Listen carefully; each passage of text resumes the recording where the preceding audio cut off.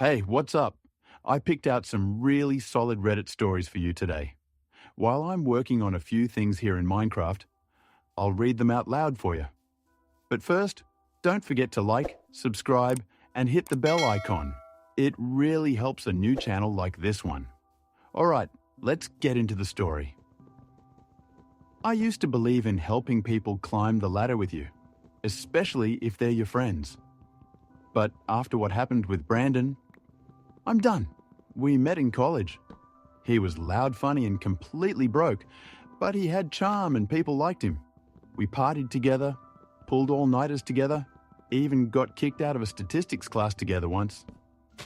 A couple years later, I landed a decent job at a mid-sized marketing firm. Pay was okay. Hours were worse, but it had growth.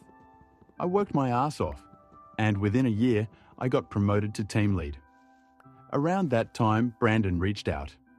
He'd been hopping between random gigs, bartending, Uber, some startup that tanked.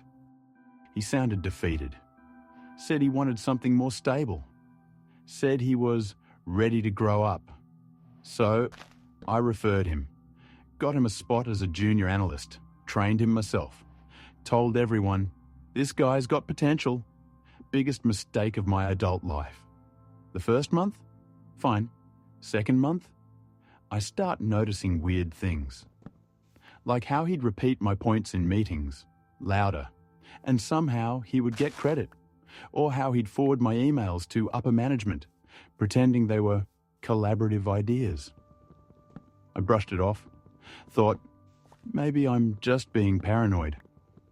Until I overheard him talking to someone from HR. Said I was disorganized, not great with deadlines, and probably not cut out for a leadership role. I confronted him. He laughed and said, it's just office politics, bro. Don't take it personal.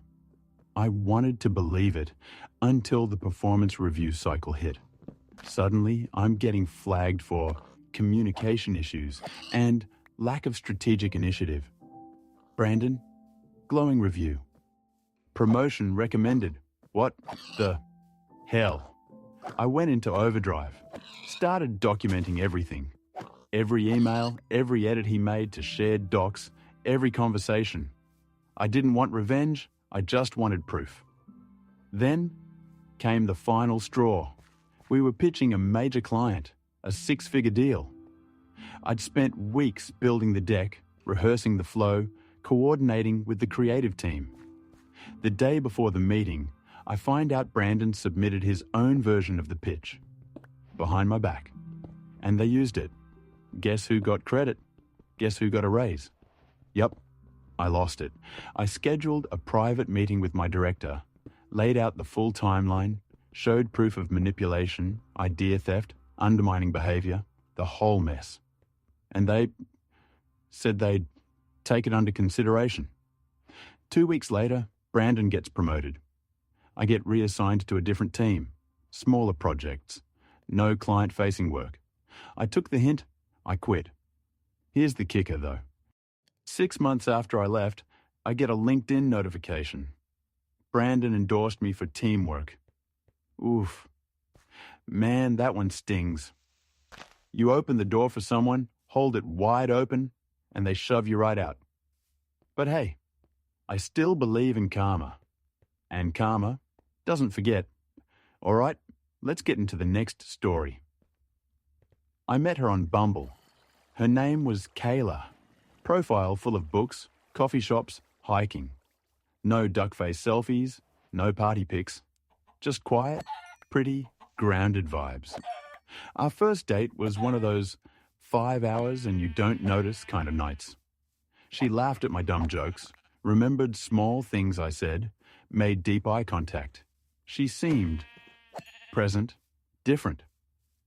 By the third date, I deleted the app. By the second week, we were texting non-stop. She was warm, curious, emotionally open. Also very into astrology, which isn't my thing, but I humoured it. She'd say stuff like, I knew we'd vibe. Your moon energy is so grounding for me. Cool. I just thought she was kind and chill. But around week 4, Little red flags started blinking. She didn't like it when I didn't text back within 15 minutes. She once said, "I get anxious when you don't reply. It makes me feel like you're losing interest." I brushed it off, thought it was sweet, vulnerable. Then she started asking to check my phone. "Just for fun, I won't go through anything." She'd laugh. I said no. She got quiet.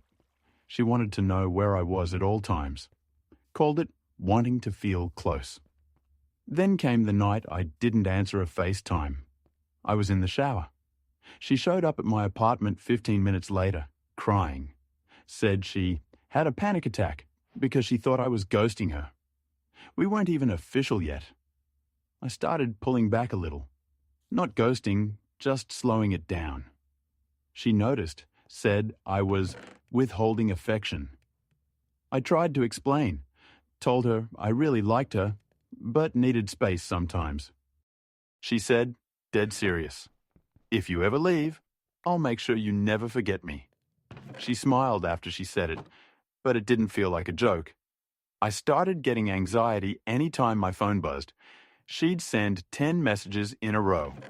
If I didn't respond fast enough, she'd send voice notes that went from sweet, panicked, angry.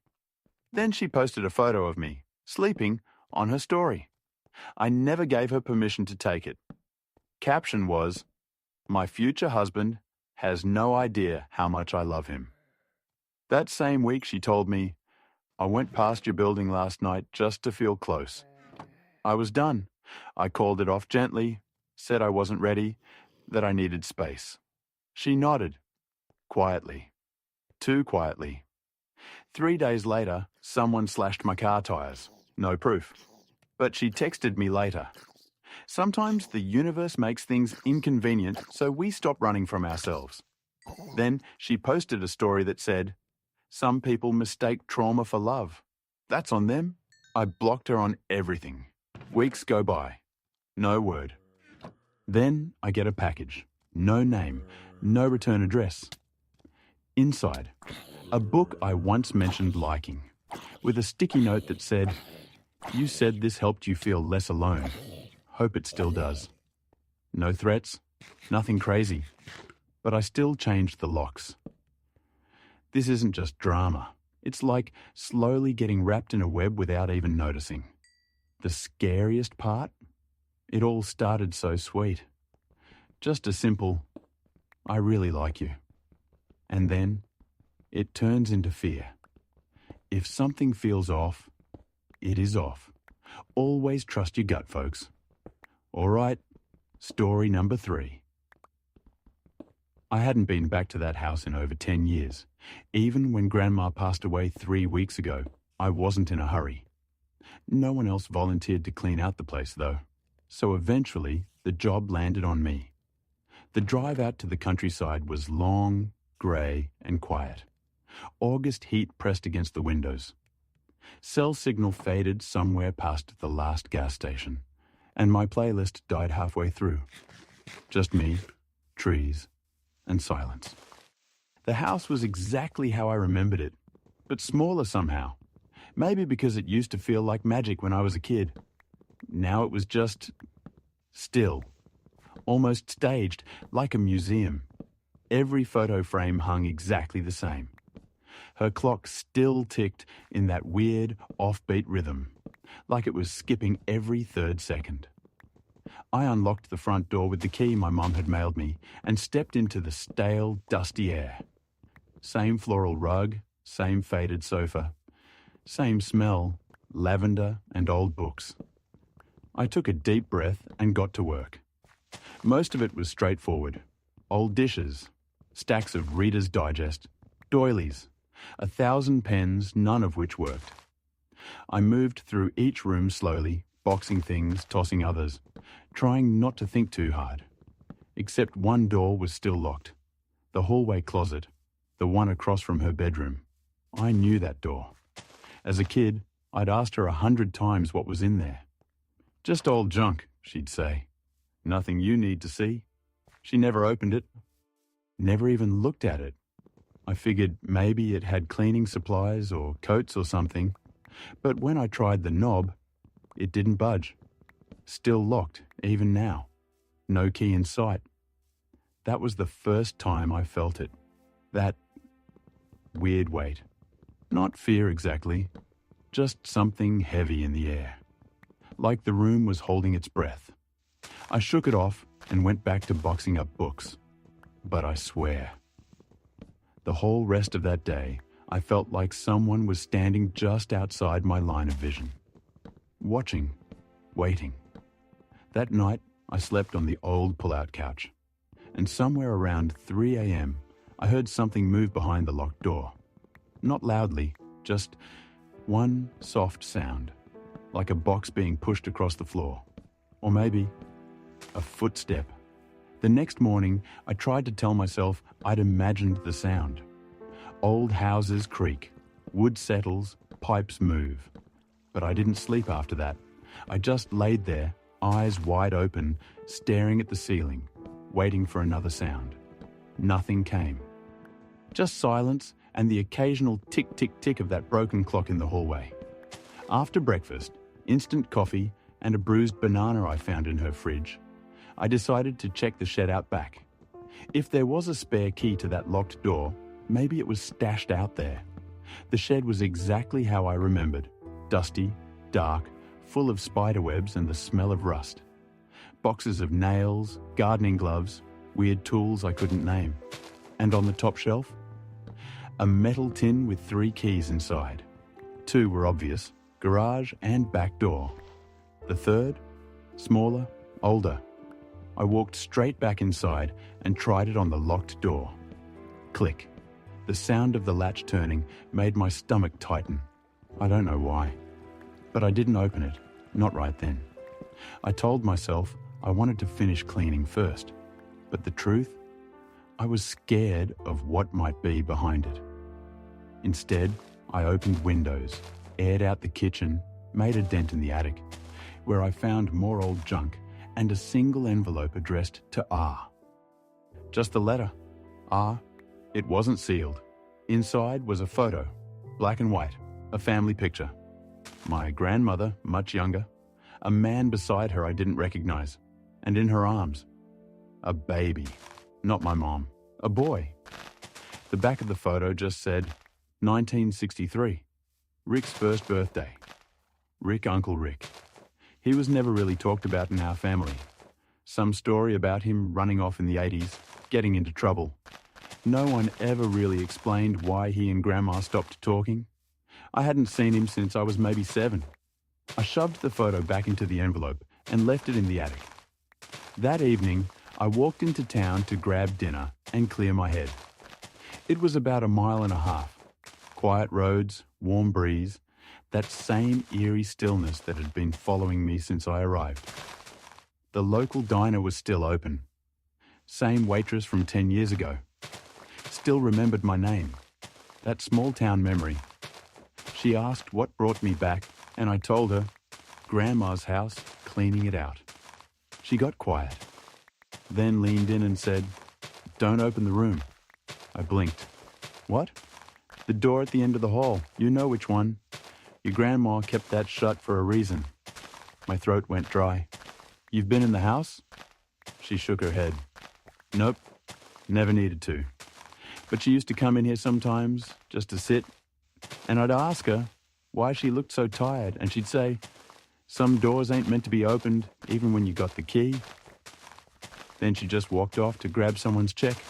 That night, back at the house, I stood outside the door again, hand on the knob, the key heavy in my pocket, and this time, I could swear I heard something on the other side. Not a footstep, not a creak, but a whisper. My name. I didn't sleep again that night. I kept replaying the whisper in my head, the sound of my name, faint but unmistakable. I thought maybe it had been the wind or some part of a dream or even my own tired brain playing tricks on me. But it didn't feel like that. The next morning, I didn't bother with coffee. I walked straight to the hallway, stood in front of the door, slipped the key into the lock, and this time, I turned the handle. It opened easily, No screech, no dramatic music, just the quiet sigh of old hinges and a musty breath of untouched air. The room was ordinary.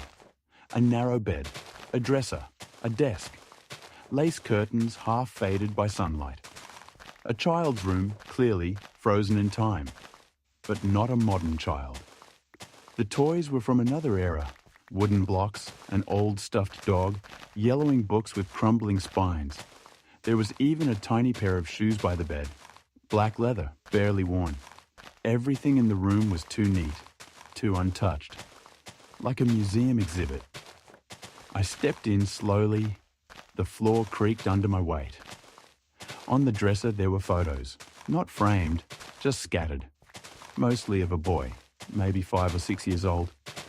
Black and white, sometimes smiling, sometimes not. The same boy from the photo in the attic, Rick. And there, tucked behind the others, a photo I almost missed, my mum and Rick. But they weren't kids, they were in their teens, and between them, a woman I didn't recognize. She looked like my grandmother, but off, taller, stricter. Her hands on their shoulders like she was holding them in place. On the back, a note, shaky handwriting, summer 1976, last one taken. That's when I heard the front door creak open. I froze. No one was supposed to be here.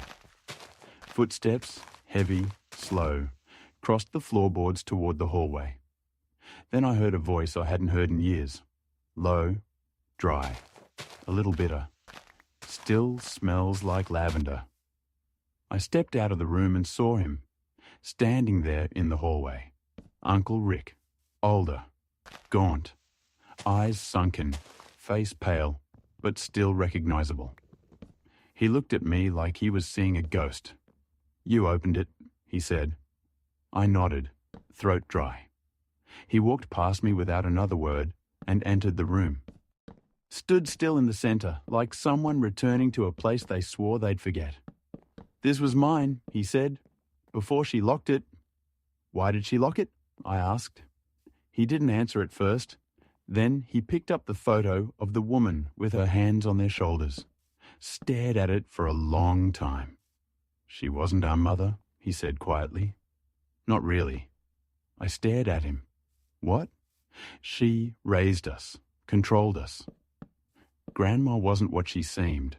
And this room is where it all started." He set the photo down and turned to me.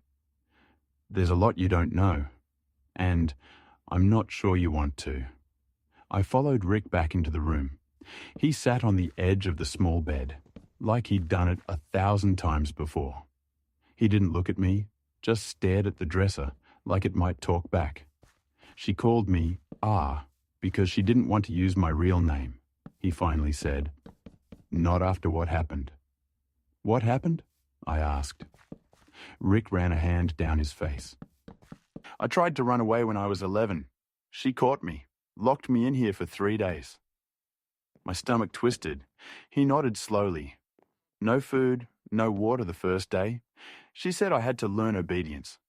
That family meant staying even when you wanted to run." I looked around the room again. Everything so clean, so precise. And now it felt like a cage. Rick reached into his coat pocket and pulled out a folded letter. "I didn't just come to say hi. I came to give you this." I took the paper with trembling hands. It was a letter, dated just a few months before Grandma died.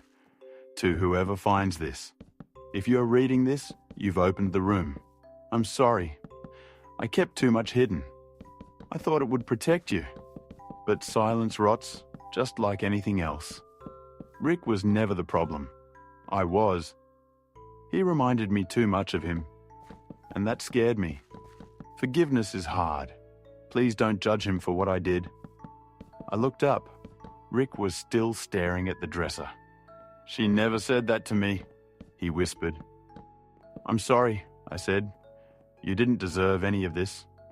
He gave a faint smile, tired and hollow. We packed the room together in silence. folded the old clothes, boxed the toys, taped up the photos. By the time we were done, the room looked just like any other. But the weight of it lingered. Rick didn't stay. He said he'd be in town a few more days, but didn't leave a number. That night, I sat on the front steps as the sun set, watching shadows stretch across the dry grass. And for the first time since I arrived, I felt something lift, not gone, but lighter.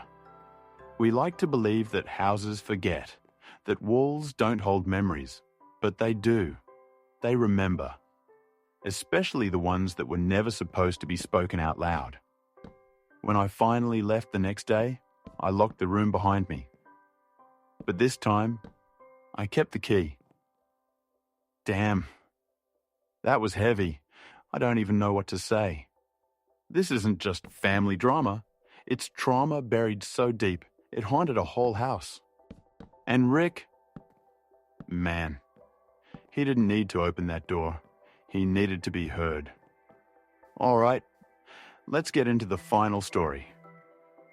I thought I knew what love was. We met through mutual friends. She was electric, funny, smart, a storm in human form. And less than a year after meeting her, I proposed. I'd have put a ring on her finger in a parking lot if I thought it'd make her stay. She did stay. We got married in a backyard ceremony. Not fancy, beers and fairy lights, playlists that made us laugh. I thought I'd walk her down the aisle. We danced in flip-flops. Then life hit. Our first year was bliss, travels, borrowed apartments, pizza and terrible movies at midnight. Second year, stress. My job got worse. My mental health tanked. She started pulling away. She said, "I need space." I thought, okay, love someone deeply, but don't own them. 2 weeks later, I came home to find her gone. She had left a note. "Sorry, I can't do this anymore." I believed then she'd come back. She didn't. I unraveled. I checked her phone because I was afraid of what I might find, and I found it. A Tinder chat with her.